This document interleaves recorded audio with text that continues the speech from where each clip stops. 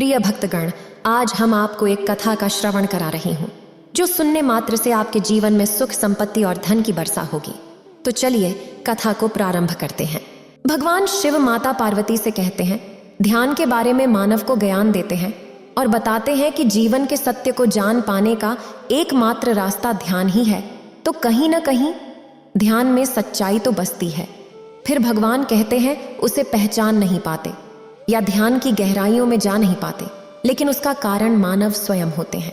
मानव की आदतें मानव को विचार का रूप लेकर ध्यान की गहराइयों में जाने से उन्हें रोक देती है। अगर आप यह कहानी सुन रहे हैं तो पूरा सुनिए। इस कथा को आधा अधूरा छोड़कर जाने की गलती मत करिएगा, क्योंकि इस पवित्र कथा को पूरा सुनने से मनचाहा फल की प्राप्ति होगी। इसलिए इस कथा को पूरा सुने। आप शिव भक्त हैं तो भोलेनाथ का अनादर ना करें। अगर मानव गहरे ध्यान का अनुभव करना चाहता है तो जो आदतें आज आपको कहने वाला हूं, अगर मानव छोड़ देता है, त्याग देता है, तो ध्यान में आसानी से जा सकता है।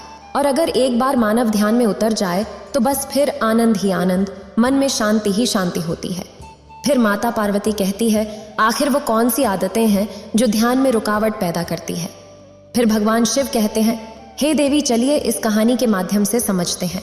बात उस समय की है जब बुद्ध नगर नगर घूमकर ध्यान का प्रचार प्रसार कर रहे थे। इसी काम के लिए उन्होंने बहुत से बौद्ध भिक्षुओं को शिक्षा देकर और ज्ञान देकर अलग अलग दिशाओं में भेज दिया था, जो बुद्ध की तरह ही अलग अलग नगरों में उनकी सीख, उनकी ज्ञान का प्रचार प्रसार कर रहे थे। ऐसे ही एक बौद्ध भिक्षु दक्षिण भारत के गांव में आया हुआ था। वहां पर रहकर वह गांव वालों को ध्यान की शिक्षा दीक्षा दिया करता था और वहीं से भिक्षा मांगकर अपना जीवन यापन किया करता था। वो नित्य सुबह और शाम गांव के लोगों को बुलाकर ज्ञान के ऊपर उपदेश और ध्यान की प्रक्रिया को बताते थे। ऐसे ही एक दिन तेजस्वी नाम का युवक अपने बहुत सारे मित्रों के साथ वहां पर ध्यान करने के लिए आता है। लेकिन 10 दिन तक ध्यान में मग्न होने के बाद भी उसके अंदर कोई आनंद पैदा नहीं हुआ। इससे उसका मन ध्यान से हटने लगा। लेकिन तेजस्वी बहुत ही दृढ़ संकल्पित आदमी था। वह कैसे भी करके ध्यान की अवस्था को प्राप्त करना चाहता था। इसीलिए एक दिन संध्या समय उसने उस बौद्ध भिक्षु से एक सवाल पूछा कि गुरुदेव, आप हमें ये तो बताते हैं कि ध्यान करने के लिए किस तरह की जीवन शैली अपनानी चाहिए, क्या क्या काम करने चाहिए, क्या क्या आदतें अपनानी चाहिए। आप हमें सब कुछ बताते हैं, लेकिन फिर भी मैं ध्यान नहीं कर पा रहा हूँ। क्या आप मुझे वो आदतें, वो चीज़ें बताने की कृपा करेंगे जो मुझे ध्यान करने के लिए अपने जीवन से हटा देनी चाहिए? मतलब वो आदतें जो मुझे ध्यान में मग्न होने के लिए छोड़ देनी चाहिए। ये सुनकर वह बौद्ध भिक्षु कहता है कि अक्सर इंसान को लगता है कि मैं 1 घंटे ध्यान में बैठूंगा और ध्यान में बहुत मग्न हो जाऊंगा, और वो जब 1 घंटे ध्यान करता है तो उसे कुछ हासिल नहीं होती।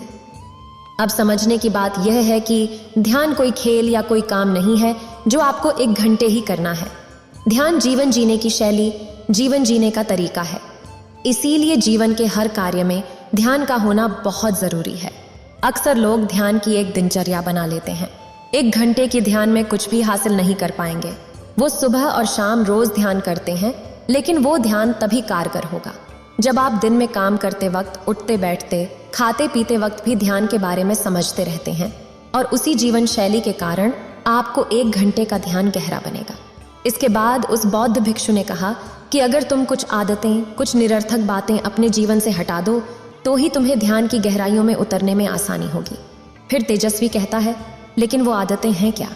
और अगर ऐसी आदतें जो हमें छोड़ देनी चाहिए तो उसके पीछे की दृष्टिकोण क्या है?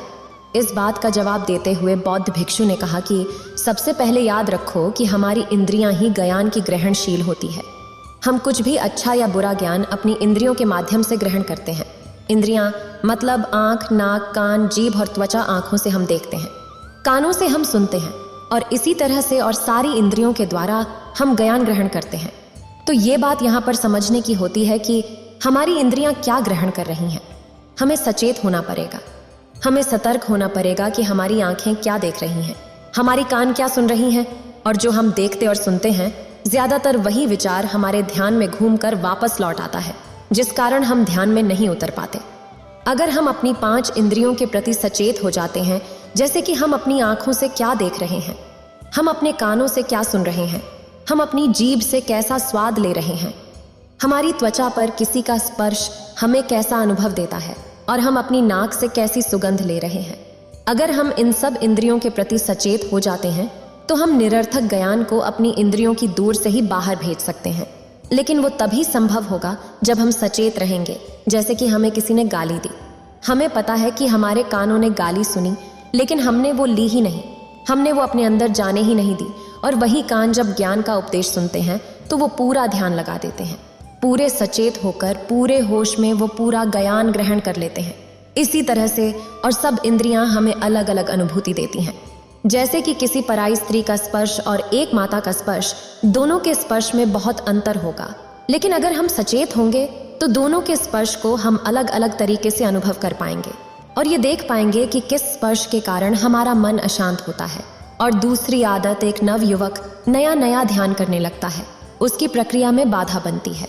वो है साधना। हर इंसान और हर आदमी सब कुछ बहुत जल्दी पाना चाहता है और ये ध्यान के संबंध में भी सच हो जाता है। जब आदमी ध्यान करता है तो सोचता तो वो है कि मैं 1 घंटे तक ध्यान करूंगा, लेकिन वो 5 मिनट के अंदर ही ज्ञान की गहराइयों में जाना चाहता है। लेकिन ऐसा नहीं होता है। ध्यान तो ठहराव है, ध्यान तो रुक जाना है, ध्यान तो ठहर जाना है, थम जाना है। जरा सोचिए, क्या जल्दबाजी करके हम ठहर सकते हैं?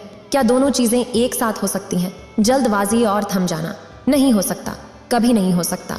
अगर आप जल्दबाजी करेंगे तो आप कभी ठहर नहीं सकते, और अगर आप ठहर जाते हैं तो आप कभी जल्दबाजी नहीं कर पाएंगे। इसलिए ध्यान में साधना के भाव को, ध्यान से कुछ हासिल करने के विचार को, उस सोच को त्याग दो, उसको छोड़ दो, क्योंकि वही विचार, वही अनुभूति तुम्हें ध्यान की गहराइयों में ले जाने से रोक देगी। कुछ हासिल करने की सोच लेकर यहाँ पर कुछ हासिल नहीं होता। खाली हाथ लौट जाओगे और बाद में पछताओगे कि मैंने तो मेहनत की और ध्यान से कुछ हासिल नहीं हुआ। लेकिन ऐसा था नहीं, क्योंकि तुम कुछ पाने के मकसद से गए थे, इसीलिए तुम्हें कुछ नहीं मिला।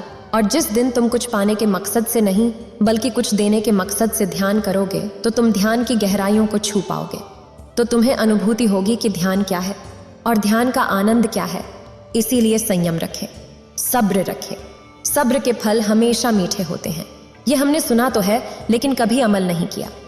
लेकिन अगर जीवन के आनंद को अनुभव करना है तो संयम और सब्र ये आपको अपनाना होगा और जल्दबाजी की आदत छोड़नी होगी। कोई भी काम करें, कुछ भी करें, आराम से, शांत भाव से। कुछ जल्दबाजी करने की जरूरत नहीं है, क्योंकि आपकी जल्दबाजी करने से या संयम रखने से उस काम पर कोई फर्क नहीं पड़ेगा। वो काम तो फिर भी पूरा होगा। हो सकता है उसमें वक्त थोड़ा ज्यादा लग जाए, लेकिन वो वक्त ही आपके लिए ध्यान का रूप बन जाएगा। इसीलिए संयम रखें, सब्र रखें और सब्र से ही हर काम करें। तीसरी आदत जो आदमी को ध्यान की गहराइयों में उतरने के लिए छोड़ देनी चाहिए, वो है ज्यादा लोगों से दोस्ती। जी हाँ, आपको सुनने में ये अजीब लगता होगा। आपको तो लगता होगा कि ज्यादा से ज्यादा दोस्ती करने से हमारा वर्चस्व फैलेगा, लोग हमें जानेंगे। लेकिन ध्यान के संबंध में ये आदत आपके रास्ते में बाधा बन सकता है। ज्यादा लोगों से दोस्ती कैसी बाधा बन जाती है? जब आप ज्यादा लोगों से दोस्ती रखते हैं, इसका मतलब ये है कि आप अपनी एकांत का आनंद नहीं उठा पा रहे हैं। आपको खुश रहने के लिए, जोश में रहने के लिए और लोगों की सहायता चाहिए होती है, और इसीलिए आपने बहुत सी लोगों से दोस्ती बना रखी है। लेकिन वो दोस्ती या वो दोस्त आपको अपनी एकांत तक नहीं पहुंचा सकती, आपको अपनी आनंद तक नहीं पहुंचा सकती, क्योंकि वो दोस्ती आज नहीं तो कल खत्म हो जाएगी। उसके बाद आपको अकेले ही रहना पड़ेगा। तो क्यों ना आज से ही मैं अपने अकेलेपन को स्वीकार कर लूं और अपने एकांत की तरफ यात्रा शुरू करूं। और इस संबंध में एक और समस्या पैदा होती है, तो हमें ज्यादा समय उनके साथ बिताना पड़ता है। उनको खुश करने के लिए तरह तरह का अभिनय करना पड़ता है। और यही बात लागू होती है। जो आदमी बहुत ज्यादा प्रेम संबंध रखता है, ऐसे आदमी के चित्त से भी शांति गायब हो जाती है, क्योंकि उसका दिमाग और उसका मन उसी तरह भटकता रहता है, उसी की ओर आकर्षित रहता है। और आज नहीं तो कल जब वो ध्यान में बैठेगा तो उन्हीं के चित्र, उन्हीं दोस्तों के, उन्हीं औरतों के वो बार बार अपने ध्यान में घूमते रहेगा। इसीलिए कम लोगों से दोस्ती रखो। ऐसे लोगों से दोस्ती रखो जो ध्यान की तरफ अपनी यात्रा तय करती हो, ताकि आप उनके साथ बैठे तो आपकी चर्चाएं व्यर्थ ना हो, किसी की चुगली ना हो, किसी के बारे में बुरा ना कहें, सिर्फ ध्यान के बारे में ही चर्चा करें, ताकि वो दोस्त एक सक्षम बन जाए और उसमें हम ज्ञान की गहराइयों को छू पाए, सत्य को समझ पाएं, और जिससे हम ध्यान के बारे में भी समझ सके। किसी दूसरे से उम्मीद या आकांक्षा आपको हमेशा दुख देगी। हो सकता है 1-2 बार के लिए आपको सुख मिले, आपको कोई फायदा मिले, लेकिन बाद में वो चीज आपको दुख ही देगी, क्योंकि जब आदमी आपकी उम्मीदों पर खरा नहीं उतरता है तो आपके दिल पर आघात पहुंचता है। इसीलिए उम्मीद रखनी है तो खुद से रखो। अपने परिवार वालों से भी कोई उम्मीद मत रखो। अपनी बेटी से, अपने पिता से कोई उम्मीद मत रखो। बिना उम्मीद के उनसे प्रेम करो, बिना आकांक्षा के उनके साथ रहो। उसके बाद भी उनसे कभी उम्मीद नहीं करो। खुद से आकांक्षा करो कि मैं ये कर सकता हूँ। अगर आप खुद से उम्मीद करेंगे तो ही आप अपनी आनंद की तरफ यात्रा कर सकते हैं। अच्छा चलिए, मैं आपसे एक सवाल पूछता हूँ। क्या दूसरों को खुश करने से आपको खुशी मिलती है? शायद आप इसके जवाब में हाँ बोलेंगे। ऊपर से देखने पर तो ऐसा ही लगता है कि हाँ, वही हम किसी को खुश करते हैं। हमारी वजह से कोई खुश होता है तो हमें भी आनंद मिलता है। लेकिन अगर हम इसका दूसरा पहलू देखेंगे, जब आप किसी को खुश करते हैं तो आप दूसरों के अधीन हो जाते हैं। कहने का अर्थ यह है कि किसी आदमी को खुश करने के लिए आपको ये जानना होगा कि आदमी को खुशी किस चीज़ से मिलती है। और जब आप ये जान लेते हैं तो आप वही करने की कोशिश करते हैं जो चीज़ उस आदमी को खुशी देती है।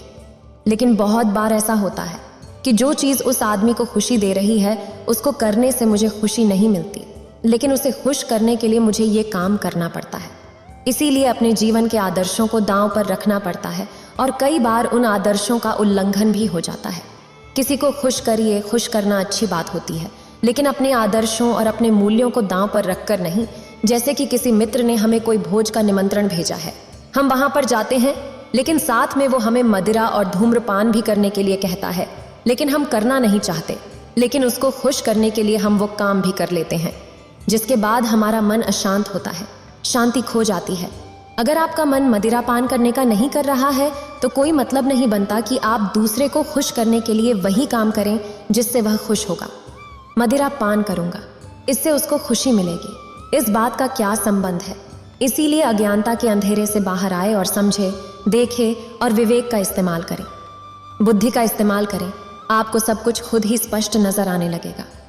मेरा काम आपको शिक्षा देना नहीं है, कोई प्रवचन देना नहीं है, बल्कि आपका विवेक जगाना है। और जिस दिन आपका विवेक जाग जाएगा, आपको किसी को सुनने की जरूरत नहीं पड़ेगी।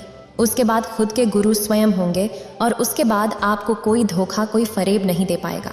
अगर अज्ञानता से बाहर आना है तो एक छोटी सी प्रक्रिया हमेशा करते रहिए। अपनी श्वास के प्रति, अपनी सांसों के प्रति सचेत रहिए। अगर सांस छोटी जा रही है तो हम जान रहे हैं कि सांस छोटी है, और अगर सांस लंबी जा रही है तो हम जान रहे हैं कि सांस लंबी है, और वो सांस नाक की कौन से कोने से टकराकर बाहर आ रही है। इसके बारे में भी हमें सचेत होना होगा। इस क्रिया को करते वक्त अपने दिमाग में रखिए। इसके बाद आप ज्ञान को धीरे धीरे हासिल करने लगेंगे। आपका अज्ञानता का अंधकार विलीन होता चला जाएगा। उसके बाद आप ध्यान की गहराइयों में जा पाएंगे। इतना कहकर भगवान शिव इस कहानी को समाप्त करते हैं। इस वीडियो को बोलते समय कोई त्रुटि हो तो मैं क्षमा चाहती हूँ। उम्मीद है आप सभी को ये वीडियो अच्छी लगी होगी। अगर आप शिव के सच्चे भक्त हैं तो चैनल को सब्सक्राइब और वीडियो को लाइक करके कमेंट में हर हर महादेव लिख दीजिए।